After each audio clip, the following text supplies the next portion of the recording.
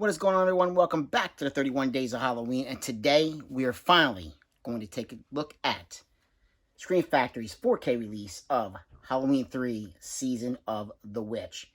Let's get right to it, because I have quite a few things to say about this film. There's the front, beautiful artwork. That's one of the bright sides for this release is, yeah, well, we're going to get into that as I go along. But beautiful artwork on the front.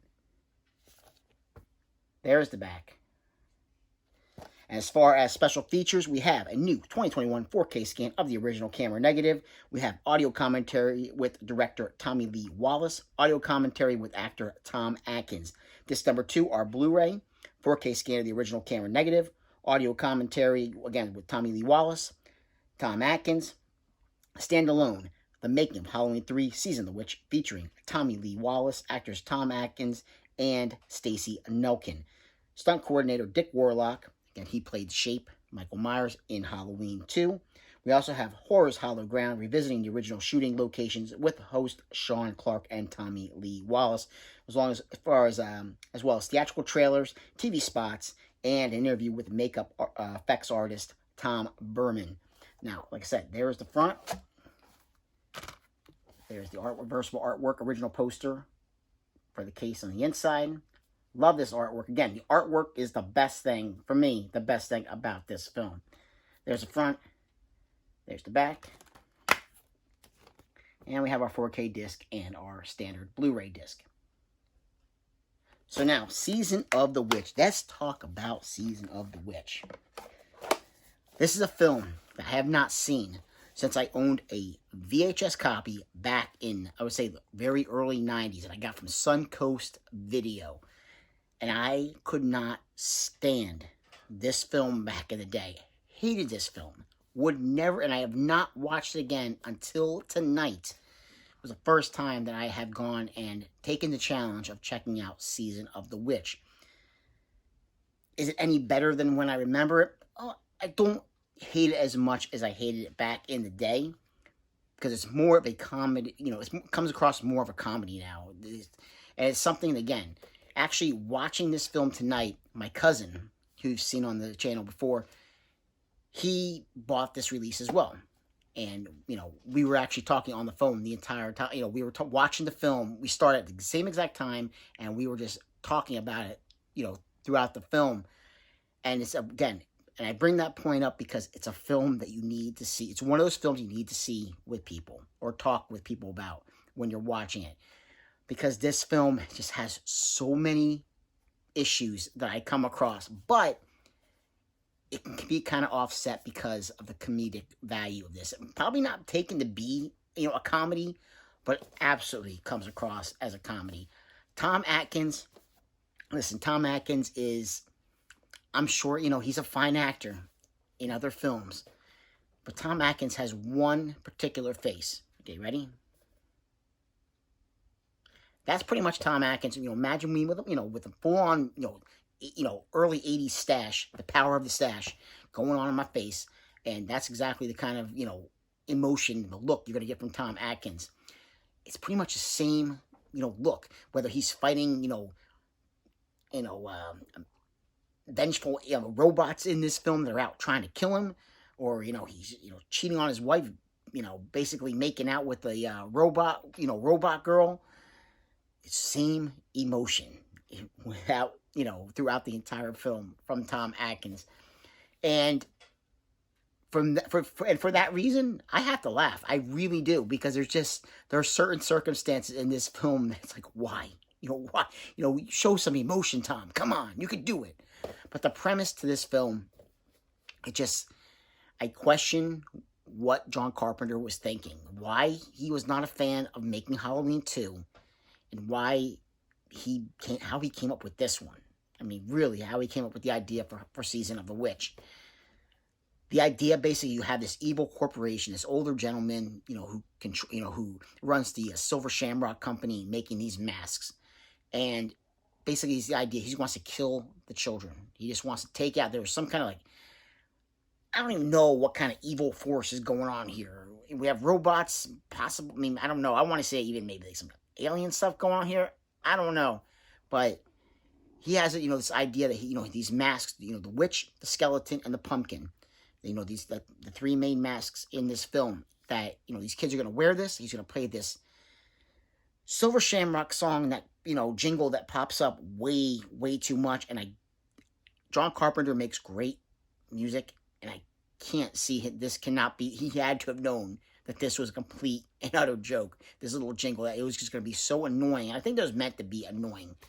And, as soon as this jingle keeps on playing, and when it keeps on playing and playing and playing, these kids, their heads are just basically going to, like, melt, like a crushed pumpkin almost. And this one kid, he has this, the pumpkin mask on, and his parents are there with him, and he's locked in this room.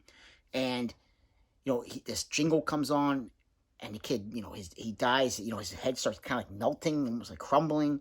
And all of a sudden, these crickets and these spiders and this snake comes out of his mouth. That stuff's kind of creepy. That stuff actually is pretty effective. I think my biggest problem is the whole robot element in this film. It seems so out of place that doesn't need to be in this film for it to try to be effective. But again, like, give me a film with just this kind of imagery, the essence of the Halloween season.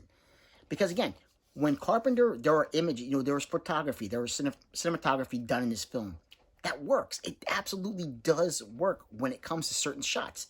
Carpenter is great at capturing certain cinematic scenes. How he films certain locations, certain areas. He does really good. But this story-wise on this film, there are a lot of issues that, to me, like, I was thinking about this when I was talking to my cousin on the phone as we were watching this. There are things that ideas, I'm like, okay, how about we do this? How about, bear with me, everybody, listen to this. Because that's, what I just told you with the idea, that's basically what it is. This older gentleman wanting to kill off all the kids in this evil plot, this evil plan to take care of them all on Halloween. But, see, me, personally, what I would have done, and, just to really just go with the comedic value for what this film has become, I would have gone with, Tom Atkins, basically, him being able, like, he's having a hard time beating up some of these robots. I mean, granted, there are robots, but I would have gone with the whole, again, Atkins sporting the old, early 80s stash. He's got strength, he's got power, he's being able to beat up these robots. And what do? They want to, he's taking care of these robots, he's getting through them, and he's going to maybe, ruin their plan. So what do? They shave his mustache. Now he's powerless. He cannot defeat the robots. But all of a sudden, because there's a scene where they have Tom Atkins, he's sitting down in a chair, and they have him strapped to a chair, and they put a skeleton mask on him. But before they put the skeleton mask on him, what I would have done, where he gets so angry that the stash all of a sudden just grows back, and he breaks free from the chair. It sounds funny, but I mean, to me, I was telling my cousins, we were just dying laughing, all over the phone, talking about this, that, having just magically just grow the stash back. He's able to, take care of all the evil in this film and, save the day. Because Tom Atkins, he's one of the worst protagonists I've ever seen in a film. You want to have somebody likable. I mean, he's no Jamie Lee Curtis as far as being likable. No Laurie Strode. Absolutely not. This guy is... He's seriously, he's obviously every nurse that's in, because he's a doctor, every nurse that's in the hospital, he is fooling around with. This guy, he might make a phone call. You see his family for literally maybe like 2 minutes at the beginning of the film, and he might talk to them one other time throughout the film. But this guy he goes from being a doctor to like going off with this girl who winds up becoming, being found to be a robot later on in the film. But he winds up becoming like basically like, a detective trying to solve this mystery of what's going on with this stuff. And it's one of those things, like, he's not a likable protagonist for this kind of film. And, that's why I say to add a little bit of comedy, like something like that, as ridiculous as it might seem, those are the kind of things that I think you could put in this film, and it would make it even better, because you have to laugh at a lot of these things in this film. You really do. So that was my review for Season of the Witch, Halloween 3. Is it better than I remember? Like I said, I don't hate it as I did back when I was younger, but it's definitely not a great film. It has, it has not, my mind is not changed on this film as far as, well, I guess it has changed a little bit because I don't hate it as much, but now I just see it for what it is. I see the ridiculousness of this film and just things that are just crazy. Like that just should not, they just don't work. They just don't work. But somehow, we got a film out of it.